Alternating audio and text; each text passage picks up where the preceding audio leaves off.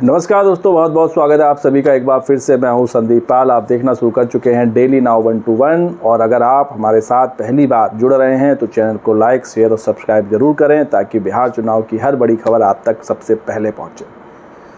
दोस्तों, आज बात करेंगे बिहार की सियासत के उन दो किरदारों की जो इस चुनाव में बड़ी भूमिका निभा सकते हैं। और सवाल ये भी उठ रहा है कि एक किरदार दूसरे किरदार का गेम बिगाड़ भी सकता है।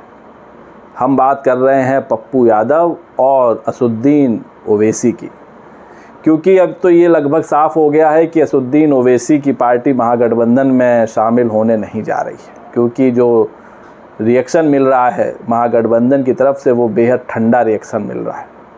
तो ये तो साफ हो गया है कि अब शायद असदुद्दीन ओवैसी की पार्टी अकेले ही चुनाव लड़ेगी। लेकिन क्या कांग्रेस का झंडा लेकर चल रहे पप्पू यादव ओवैसी की मुश्किलें बढ़ा सकते हैं? क्या पप्पू यादव ओवैसी के वोट बैंक में सेंधमारी कर सकते हैं? और क्या महागठबंधन पप्पू यादव को ओवैसी की कार्ड के तौर पर इस्तेमाल कर सकता है? ये बड़ा सवाल है। भले ही अभी पप्पू यादव को कांग्रेस लिफ्ट ना दे रही हो, भले ही वो कांग्रेस की ना रैलियों में दिखते हैं ना किसी बैठक में दिखते हैं, लेकिन वो ये कहते ज़रूर हैं कि भाई अगर बिहार में एनडीए को कोई रोक सकता है, बीजेपी को कोई रोक सकता है तो वो सिर्फ राहुल गांधी हैं। और वो ये भी कहते हैं कि महागठबंधन का नेतृत्व राहुल गांधी करें और 100 से ज़्यादा सीटों पर कांग्रेस लड़े। ये तो खैर अलग बात हुई, लेकिन जो पप्पू यादव के मन की बात है वो ये है कि वो भी चाहते हैं कि उनके जो समर्थक हैं वो कम से कम बिहार की 12 से 15 सीटों पर चुनाव लड़ें और उनका भी जनाधार बढ़े। और वो तो ये भी कह चुके हैं कि अगर कांग्रेस की तरफ से आदेश आएगा तो वो सांसदी छोड़कर विधायकी भी लड़ने को तैयार है। और अगर पप्पू यादव चुनाव लड़ेंगे, उनके समर्थक चुनाव लड़ेंगे, 10 से 12 सीटों पर चुनाव लड़ेंगे, तो वो कौन सी सीटें होंगी वो भी आपसे छिपी नहीं है। पप्पू यादव का जो प्रभुत्व सीमांचल के इलाकों में ही रहा है, ख़ास तौर से पूर्णिया में। और पूर्णिया में 7 सीटें हैं जहां पप्पू यादव का असर पूरी तरह से दिख सकता है। तो इस बार अगर पप्पू यादव के समर्थक या उनके जिनको पप्पू यादव टिकट दिलाने में कामयाब रहते हैं कांग्रेस की तरफ से, तो वो सीटें वही होंगी जहां ओवैसी का गढ़ है, पूर्णिया की सीट। पूर्णिया में 7 विधानसभाएं आती हैं और पिछली बार आपको याद होगा जो लोकसभा का चुनाव हुआ था उसमें पप्पू यादव निर्दलीय प्रत्याशी के तौर पर जीते थे और आरजेडी ने भी उनके खिलाफ जमकर रैलियां की थी। जो प्रत्याशी थी बीमा भारती उनके सपोर्ट में, और बड़े बड़े नेता वहां डेरा डाले रहे थे। इसके अलावा जेडीयू ने भी अपने प्रत्याशी वहां से उतारा था। लेकिन इन सब के बावजूद पप्पू यादव जीतने में सफल रहे। पप्पू यादव को ना कांग्रेस से टिकट मिला ना आरजेडी से टिकट मिला और वो निर्दलीय चुनाव लड़े और बड़ी जीत उन्होंने हासिल की। और बीमा भारती की तो जमानत तक जब्त हो गई थी।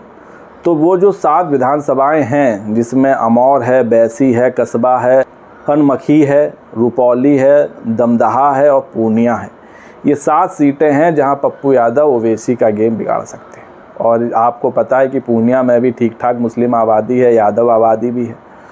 तो पप्पू यादव एक बड़ी चुनौती बन सकते हैं। और अगर कांग्रेस ने उनको पूर्णिया की 4 से 5 सीटें भी दे दी, अगर बात बन गई तब तक, क्योंकि अभी तो चुनाव में काफ़ी वक्त है, तो फिर ओवैसी के लिए मुश्किलें पैदा हो सकती हैं। और बताया तो ये भी जा रहा है कि जो पप्पू यादव है वो सीमांचल की 10 और बाकी जो इलाके हैं वहाँ 15 विधानसभा सीटों पर लड़ने की तैयारी कर रहे हैं। तो कम से कम 25 सीटों का आंकड़ा लेके चल रहे हैं। अगर उनको कांग्रेस से सीट नहीं मिलती है तो भाई निर्दलीय प्रत्याशी उतारेंगे और उनका प्रचार प्रसार पप्पू यादव करेंगे। तो जाहिर सी बात है जब पप्पू यादव चुनाव प्रचार करेंगे तो वोट तो काटेंगे ही। किसके वोट काटेंगे वो भी आप समझ जाएंगे। तो पप्पू यादव ओवैसी के लिए एक बड़ी मुश्किल खड़ी कर सकते हैं, क्योंकि पिछली बार का जो चुनाव हुआ था और बात करें पूर्णिया की 7 विधानसभा सीटों की, तो अमौर से तो अख्तरुल ईमान जीते थे AIM के, और जो बैसी की सीट है यहाँ से भी असदुद्दीन ओवैसी के जो प्रत्याशी थे सैयद अहमद वो जीते थे। उन्होंने बीजेपी के कैंडिडेट को हराया था। इसके अलावा कांग्रेस कस्बा की सीट जीतने में सफल रही थी। MD आफाक आलम यहाँ से जीते थे। उन्होंने चिराग पासवान की जो पार्टी है लोजपा के कैंडिडेट उनको हराया था। इसके अलावा जो एक एससी की सीट है बनमखी, यहाँ से बीजेपी जीतने में सफल हुई थी और आरजेडी के प्रत्याशी को हराया था, हालांकि मुकाबला बहुत ज़ोरदार नहीं था। और जो रुपौली की सीट थी, यहाँ से तब बीमा भारती जीती थी, वो जेडीयू में थी और अब फिर जेडीयू छोड़कर वो आरजेडी में है।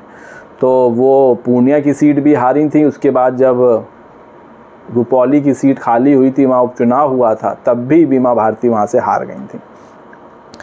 इसके अलावा जो दमदहा है, और एक चीज़ और बता दें, रुपौली से और पूर्णिया से बीमा भारती की हार में सबसे बड़ा योगदान पप्पू यादव का ही था। इसके अलावा जो दमदहा की सीट है, यहाँ से जेडीयू की लेसी सिंह जीती थी, उन्होंने आरजेडी के दिलीप कुमार यादव को हराया था। और जो पूर्णिया की सीट थी, यहाँ से बीजेपी के विजय कुमार खेमका जीते थे, उन्होंने कांग्रेस के इंदू सिन्हा को हराया था। तो ये 7 विधानसभा सीट हैं जहाँ पप्पू यादव बड़ा उलटफेर कर सकते हैं, अगर वो यहाँ जमकर चुनाव प्रचार करते हैं। कांग्रेस के कैंडिडेट्स के लिए भी या अपने कैंडिडेट्स के लिए, उनके कैंडिडेट्स को अगर टिकट मिलता है और अगर कांग्रेस के कैंडिडेट्स को भी टिकट मिलता है तो भी वो उसी शिद्दत से चुनाव प्रचार करेंगे।